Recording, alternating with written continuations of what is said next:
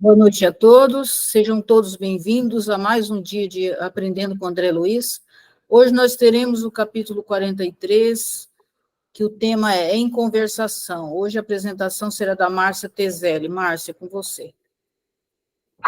Todos amigos, vamos então iniciando com a nossa oração, agradecendo ao Pai Todo-Poderoso nessa oportunidade de trabalho, de reunião no seu nome, agradecendo ao André Luiz por sua generosidade, simplicidade, nos contando essa história, a sua vida de maneira tão simples, tão amorosa, tão generosa.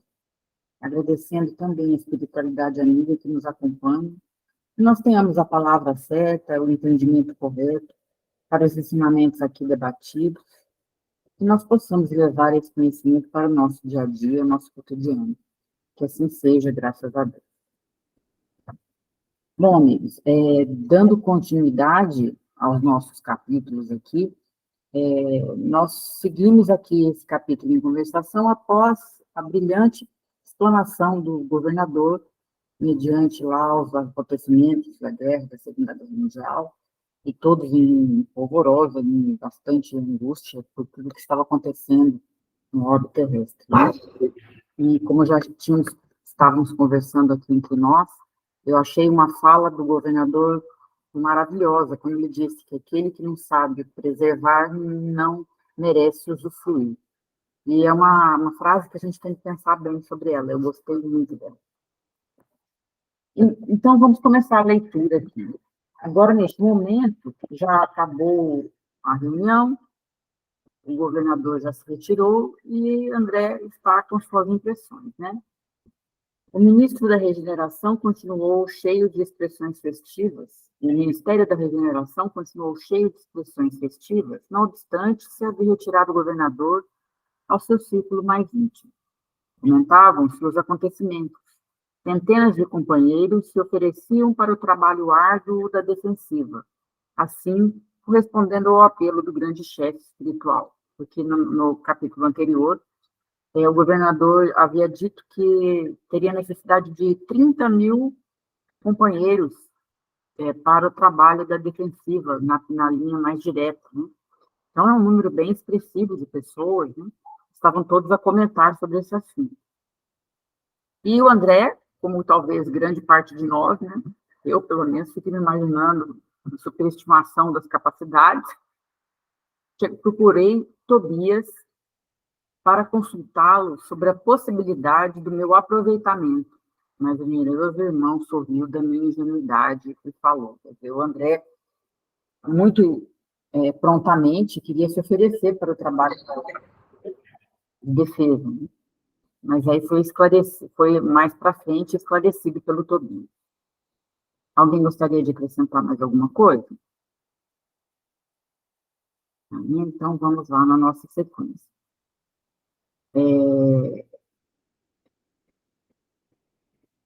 André, você está começando uma tarefa nova. Não se precipite, solicitando acréscimo de responsabilidade. Haverá serviço para todos, disse-nos. Ainda agora o governador, quer dizer, não vai faltar labuta para ninguém. Né? Não se esqueça de que as nossas câmaras de retificação constituem núcleo de esforço ativo, dia e noite. Não se aflija. Recorde que 30 mil servidores vão ser convocados para vigilância permanente. Destaque na retaguarda, serão muito grandes os claros a preencher. Identificando meu desapontamento, o bondoso companheiro bem-humorado acentuou depois de ligeira pausa. Alguém gostaria de fazer alguma observação? Então, vamos lá. Márcia, só que... Oi, pode falar. Ele coloca esses 30 mil com vigilância, né? Isso. Lá no outro, no original, lá no capítulo anterior, ele fala em vigilância e ação preventiva, né? Isso, em defesa, exatamente. Só isso. É exatamente isso. Quer dizer, não é apenas uma vigilância, é um serviço não é uma coisa ativo, né? Não é uma coisa passiva ficar vigilando, mas também ação preventiva, ou seja, tinha uma ação, né? Sim, tem uma ação, deve ser bastante difícil, né? Esse trabalho, né? Porque, como o Tobias falou, não é para as pessoas inexperientes, como o André Luiz, né? Aí ele continuou. Contente-se com a matrícula na escola contra o medo. Isso é sensacional. Todos nós devíamos fazer parte desta escola. Meu Deus. Creia que isso lhe fará enorme bem. Nesse ínterim, recebi grande abraço de Lísias, que integrara na festa a deputação do Ministério do Auxílio. Eu gostaria de aqui conversar com vocês o que ele quis dizer com isso. Ele, então, Lísias, começou a trabalhar no Ministério do Auxílio, é isso? Ele debutou no Ministério do Auxílio? Eu não sei se eu consegui compreender bem o sentido dessa frase. Mas, só para concluir o slide, aí, com licença de Tobias, retirei-me na companhia de Lísias para gozar de palestra mais íntima. Conhece você, indagou ele, o ministro Benevenuto, aqui da Regeneração, o mesmo que chegou anteontem da colônia? Não tenho esse prazer, disse André, né? Vamos ao seu encontro, replicou Lísias, envolvendo-me nas vibrações de seu imenso carinho fraterno. Há muito que tenho a honra de incluí-lo no círculo de minhas relações pessoais. O que vocês acham? É isso mesmo? Lísias começou a trabalhar, então, no Ministério do Auxílio? Só para eu entender.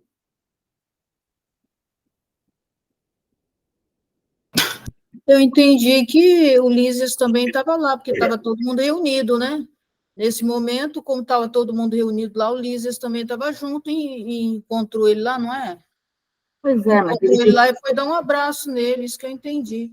Então, nesse ínterim, recebi grande abraço de Lísias, que integrara na festa a deputação do Ministério do Auxílio. Aí eu não entendi. Pode ser, mas ali ele está falando, no momento que ele recebeu o abraço, que estava todo mundo ali naquele momento, né? Uhum. Só que daí ele fala mesmo que integrara na festa, né? A deputação do ministro do Auxílio, quer dizer, ele se integrou na festa, né? Ele tinha se integrado na festa. A deputação do ministro do Auxílio, ou seja, entendi que ele estava ali junto naquele momento que reuniu todo mundo, aí ele foi dar um abraço no André, porque era amigo dele, né? Não, só entendi isso. A impressão que me deu, quando eu li essa frase, é que ele começou a trabalhar no Ministério do Auxílio. Que integrará na festa. Integrara. Integrara na festa, quer dizer, ele estava ali naquele momento da reunião, pelo menos foi o que eu entendi, né? Você pode falar, Paulo. Então, deputação no dicionário, eu estava vendo aqui, é o seguinte, peraí, deixa eu puxar aqui. Aqui, ó. Representação de muitos num só. É um representante. Deputação é ser assim, tipo um deputado, um representante. Uhum. Então dá a impressão assim que ele foi, dá a impressão que ele foi incumbido de representar muitas pessoas lá no Ministério do Auxílio, é isso que eu entendi. Eu não entendi assim, eu entendi porque essa deputação era do ministro que estava ali falando, né? Não era? Do ministro que reuniu o povo lá? Não, é ele mesmo, porque fala assim que eu recebi grande abraço de Liz, que ele integrou, que integrara, ou seja... Na festa. Então, não assim, que integrara na festa, tem vírgula.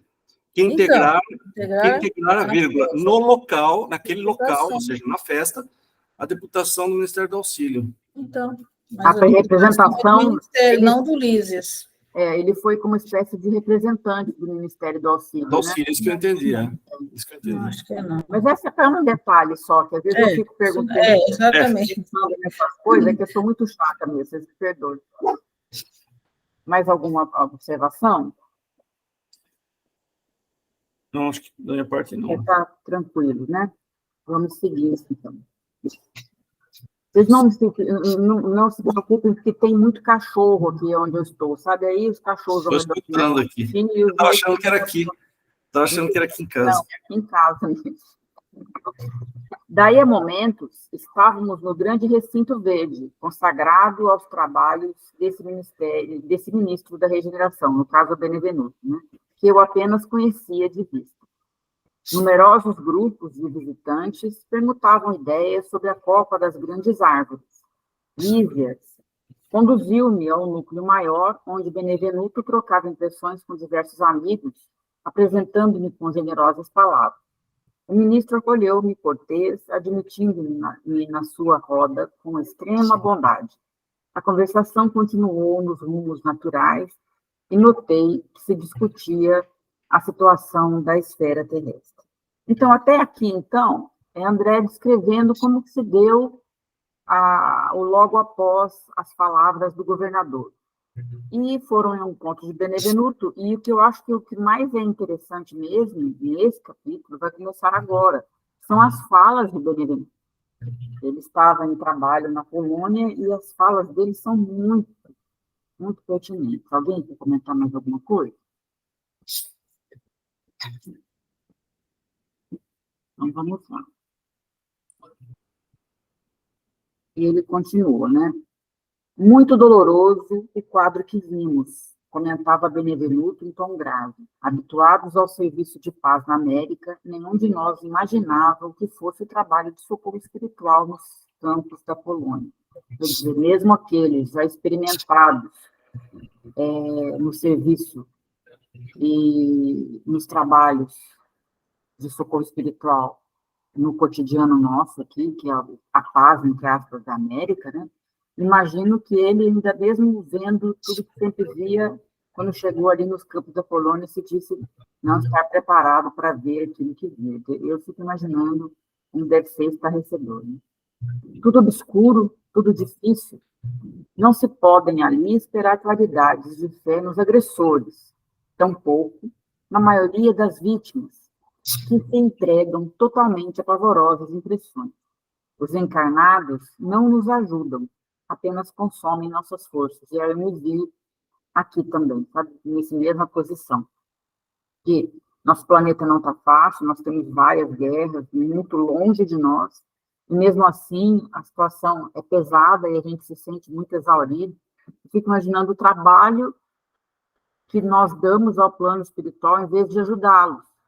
E toda vez o Adão sempre comenta conosco nos nossos trabalhos de limpeza dos médios e tudo mais, pedindo os mentores para que a gente mantenha elevado o nosso padrão vibratório, que a gente se mantenha em oração, que a gente possa contribuir com esses trabalhadores espirituais com uma situação melhor, né? E ele aqui, os encarnados não nos ajudam, apenas consomem nossas forças. Desde o início, do começo do meu ministério, nunca vi tamanhos sofrimentos coletivos. Abro a palavra para vocês ali. Eu fiquei imaginando, né, porque agora não é tão longe assim, porque na América do Sul começou também a questão dos conflitos, né? Que dá bem pertinho de nós agora a situação, então, que a gente lembre disso, né, e não deixe entrar em pânico, porque daqui a pouco, né, começa a notícia, todo mundo, né, em pânico, todo mundo, os comentários, como eles falam, né, os noticiários, as pessoas, o medo, tudo isso começa, né, a todo mundo entrar nessa energia, né, que a gente lembre disso, que a gente não se esqueça em nenhum momento disso. Que nós não sejamos aqueles que só consomem as forças da espiritualidade, né, que a gente possa contribuir com, pelo menos, uma oração, um bom pensamento, uma boa postura mental, uma proatividade, uma fé, né. Então, ninguém mais quer comentar, vamos dar sequência.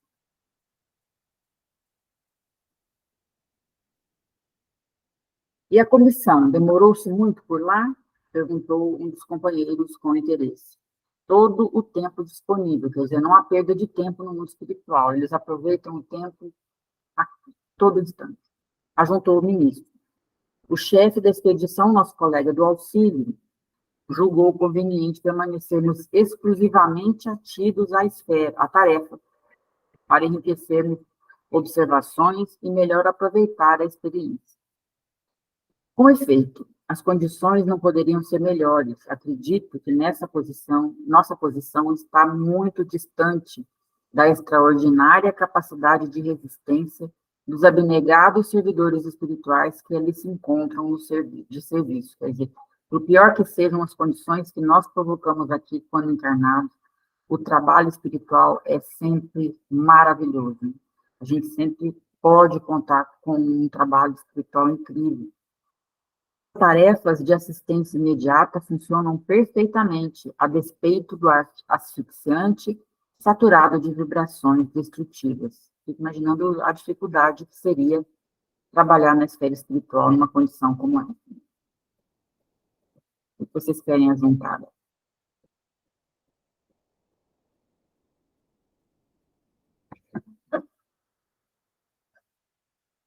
Então, vamos lá.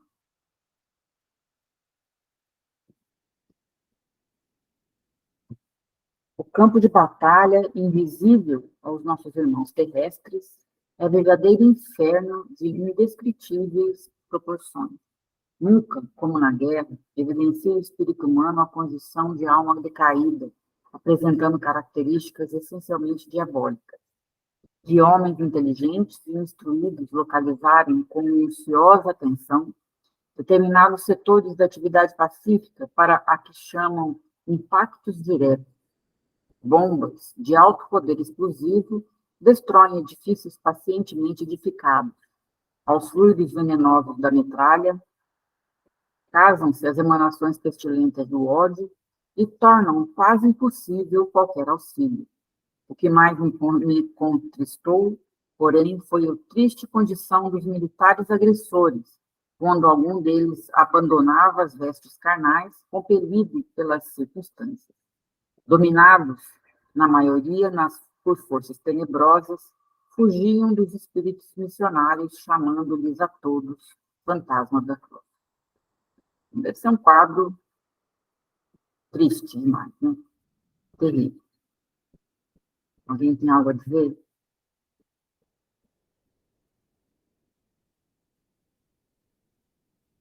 Olha, isso daí é tão triste que a gente fica até chocado, né? Fica passado, né? Estou aqui imaginando, né? Mas esse campo de batalha pode ter dois sentidos aí, né? Dizem algumas pessoas, médiuns, assim, que alguns desses campos de batalha, eles se dão lá, de guerra, lá no plano espiritual mesmo, também. Eles continuam, eles não percebem, muitos não percebem que morrer, continuam fazendo guerra lá. E aqui ele pode ter usado o campo de batalha só como uma metáfora também, né, o André Luiz aqui. Mas ele ainda falou das bombas, das destruições, mas né? aí a bomba já é no campo físico, né? Eu acho que ele está falando. Que ele fez uma associação aí, né? E aqui eu não sei se é metáfora também, aos fluidos venenosos da metralha. Porque eu falei já uma vez, né, que o Ramatiz fala que no material bélico, em qualquer material existe uma espécie de fluido.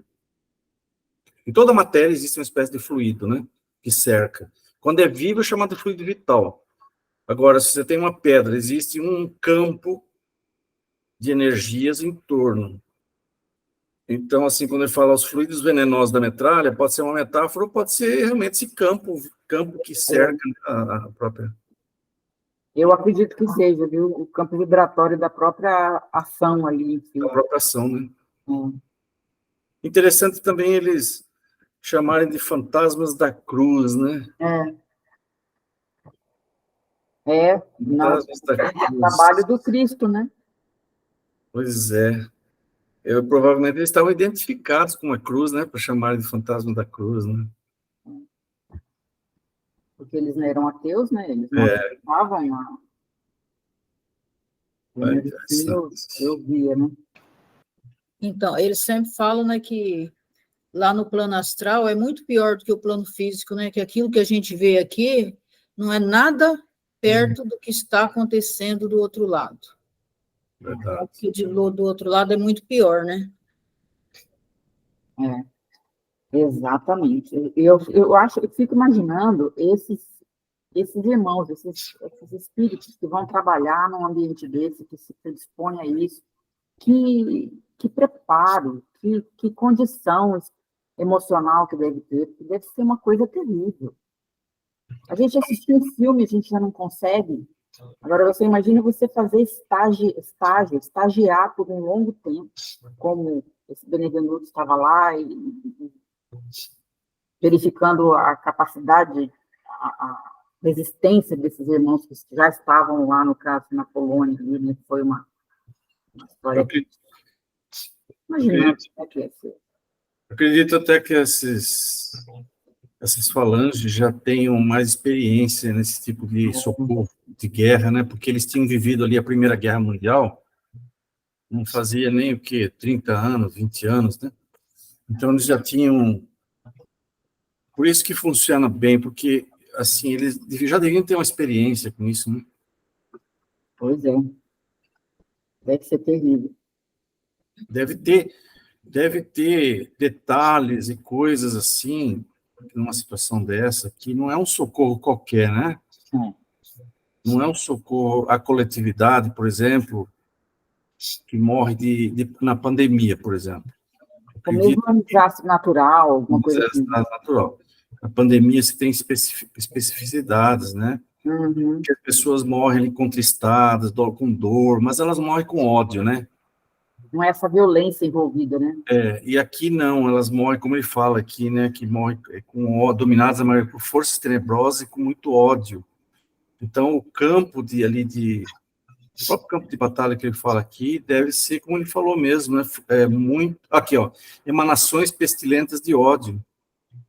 A situação de guerra, eles devem gerar um campo de ódio tão grande que o negócio deve ser tenebroso mesmo lá do lado espiritual, viu? Porque ele tem as falanges, né, as falanges do mal ali, né, que domina, né? Domina. Agora, o cara desequilibra, mesmo que, imagina a pessoa lá na guerra, né, ali naquele campo de batalha, ele está totalmente desequilibrado, fora do equilíbrio normal dele, né? Aí é uma porta aberta, né, para os trevosos virem dominar mesmo o cara. E até pelo fato que se ele não entrar nessa situação aí, ele não dá conta também, né, daquela batalha de ficar naquele lugar ali, né, de estar naquele meio. Não tem como uma pessoa ou duas, sei lá, de desvencilhar, né, daquela energia ali, porque é uma energia muito poderosa que eles emitem também ali, né? E você sabe que eles devem gerar até campos de concentração lá do outro lado também, viu? Aprisionando esses irmãos, né, com vingança, forma de vingança. Eu fico imaginando esses comandantes, no caso que ele descreveu aqui, desencarnando e achando do outro lado todas as suas vítimas, né? Que a gente já está cansado de ver os exemplos, né? Então, vamos dar Manda ver. Manda ver. Não, você já está... Ué, eu não passei? Não. Então, está no mesmo. Está no mesmo? Aqui, agora sim. Não eram recolhidos para esclarecimento justo, inquiriu alguém, interrompendo o narrador, sobre esses que fugiam dos irmãos da cruz, né? Fantasmas da cruz. Benevenuto esboçou um gesto significativo e respondeu: será sempre possível atender aos loucos pacíficos, no lar, mas que remédio se reservará aos loucos furiosos, se não o hospício? Eles não têm eufemismo, né? Eles são claros e diretos, né? Não havia outro recurso para tais criaturas senão deixá-los nos precipícios das trevas, onde serão naturalmente compelidas a reajustar-se, dando ensejo a pensamentos dignos. É razoável, portanto, que as missões de auxílio recolham apenas os predispostos a receber o socorro elevado. Os espetáculos entrevistos foram, portanto, demasiadamente dolorosos por muitas razões. Não tem como fazer, a espiritualidade nunca vai contra o livre-arbítrio e contra a condição que os espíritos apresentam.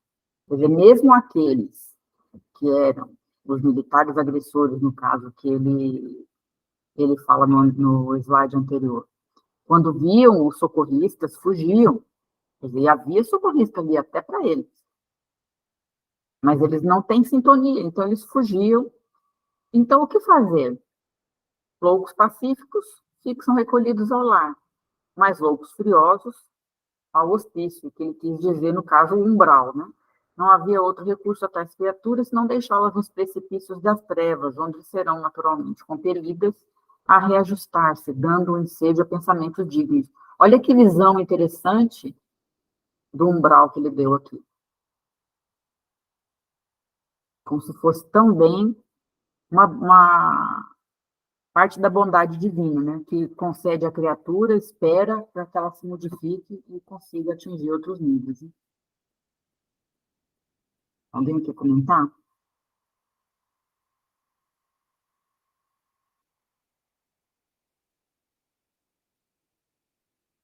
Bom, então, vamos dar sequência.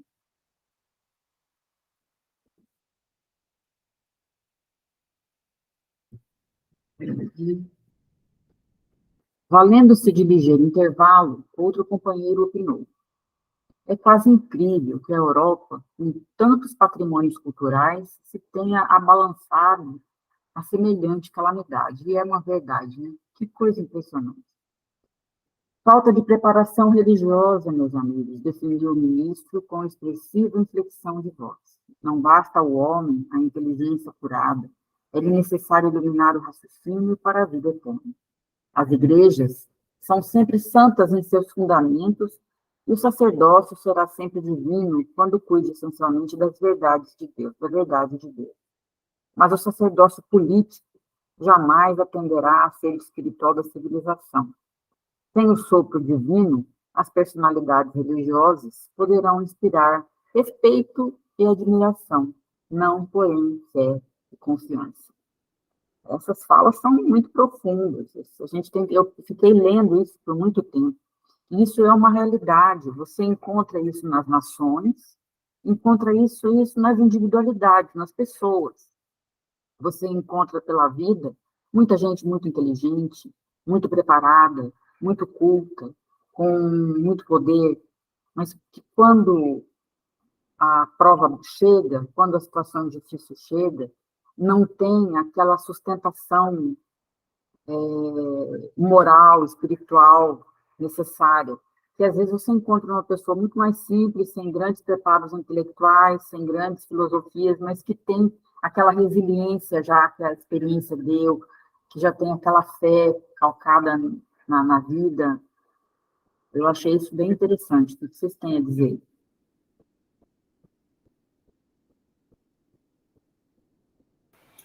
Só um comentáriozinho sobre esse negócio de sacerdócio político, que infelizmente muitas igrejas elas sempre tomam um partido, muitas, eu não vou citar quais, muitas acabam às vezes entrando em méritos políticos, né?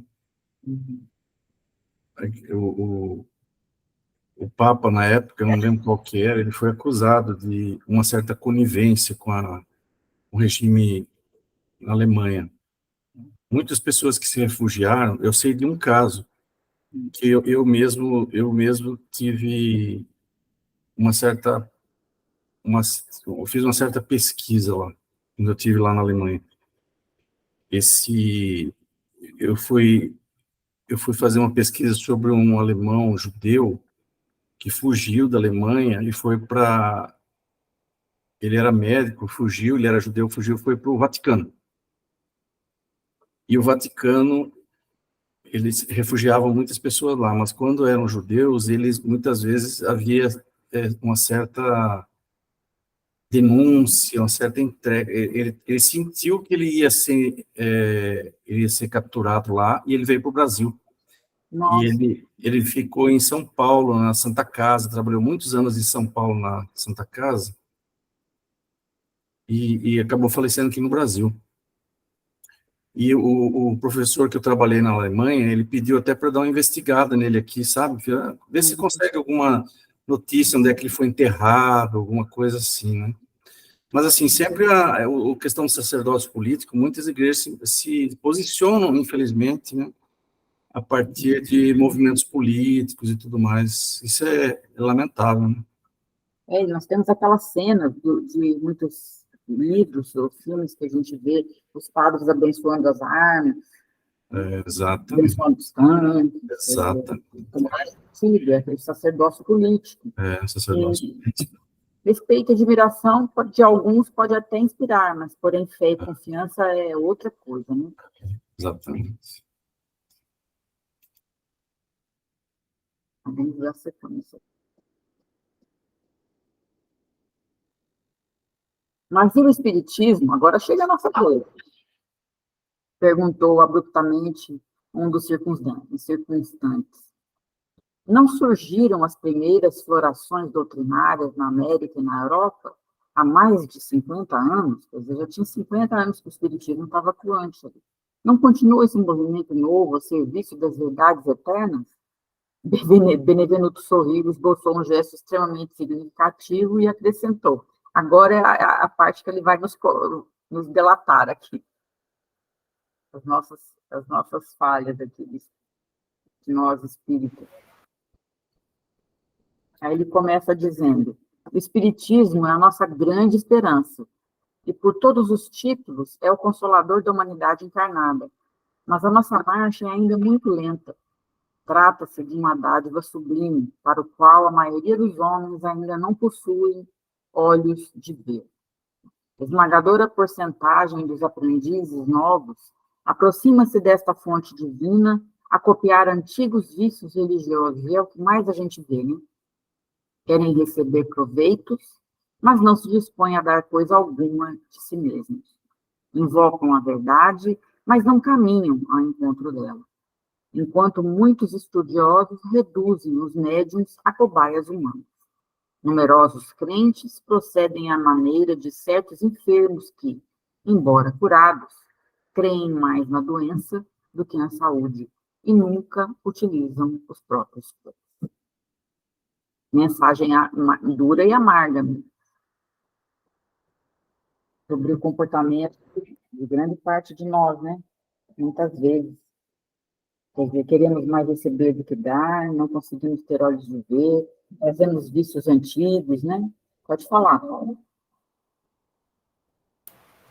Ele está se referindo ao seguinte, a Europa, praticamente a única grande, vamos dizer assim, contribuição que a Europa deu no espiritismo foi estudar os médios, eles viraram cobaias lá em vários países, né? Com raríssimas exceções, como a Amália Domingo Soler, lá na Espanha, que teve uma vocação espírita de amor, e outros, os grandes médicos foram cobaia. E eles eram cobaias e ganhavam dinheiro com isso e tudo mais, né? Muitos tiveram muitos, vamos dizer assim, benefícios com essa questão. Eles passavam de estudioso para estudioso. César Lombroso, todos aqueles grandes médiuns lá, estudiosos, né? William Crookes, como é que chamava aquele outro, esqueci, o Zollner, todos esses estudiosos, eles viviam trocando de médium de um lado para o outro e não queriam saber, assim, da questão humanitária, da parte Da missão. Da missão, né, religiosa, da doutrina espírita, que é o que ele está falando aí. E a gente também traz os vícios religiosos, né? Aquela coisa do sofrer, que vem muito da Igreja Católica, remanescente da parte da Idade Média, das punições, dos castigos, aquela ideia que se fazia de um Deus vingativo, cruel. É difícil superar tudo isso tão rapidamente, né? Acho que aqui na América a gente deu um passo muito importante, mas é muito difícil. Ainda. Agora, esses estudos, naturalmente, que foram importantes para o espiritismo, né? Hoje a gente sabe muita coisa sobre mediunidade também, ectoplasma e tudo mais, graças a eles também, né, esses estudos. Mas uma pena que ficou assim, na Europa ficou de um lado unilateral apenas o estudo, né? Não houve uma expansão, né? Alguém quer falar mais alguma coisa? Vamos lá.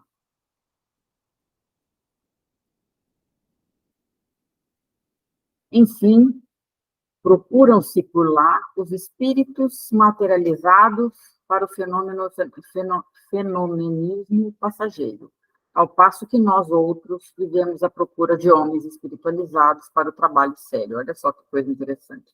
Nós aqui encarnados, pelo menos lá na Europa, eles muito interessados nas evidências, nos ectoplasmas, na materialização dos espíritos. E os espíritos esperando que os homens se espiritualizem para que eles trabalhem, né? O trocadilho arrancou expressões de bom humor geral, acrescentando o ministro gravemente. Nossos serviços são astronômicos. Não esqueçamos, porém, que todo homem é semente da divindade. Ataquemos a execução de nossos deveres com esperança e otimismo.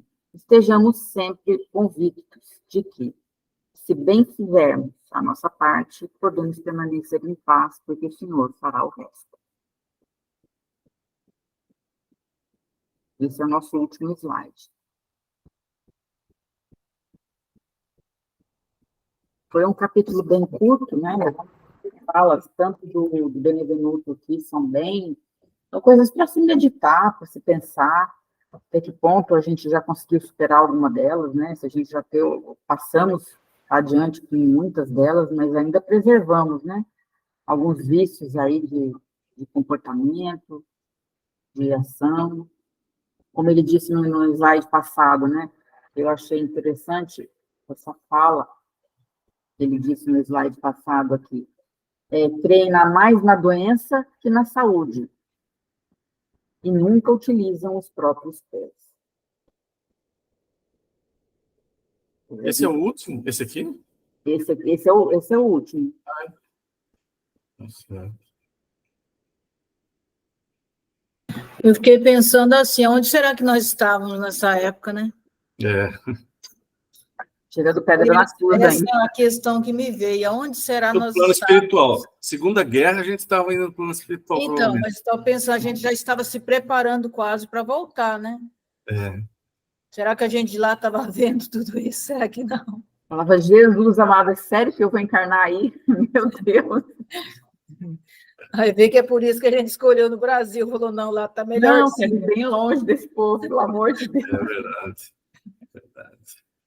Vocês já ouviram falar alguma coisa disso? Eu ouvi falar que... Aqui tem muita fofoca no espiritismo também. Histórias assim.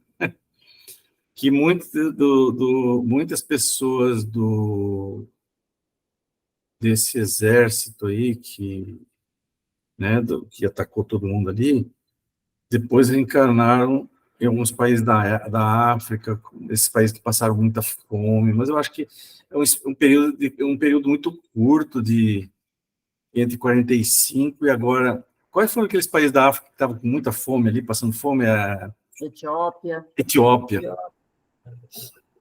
Daria o quê? Uns 60 anos? Não, acho que é um tempo suficiente para reencarnar, assim, porque a média é 30 anos, né, mais ou menos. 30, 40 anos. Até pelo fato que eles foram muito antes, às vezes, né? De repente, eles tinham que voltar mesmo, até pelo fato da forma que eles foram, né? E ali nessa região da África, a mortalidade infantil é muito alta, né? Exatamente. Então, a rotatividade é grande.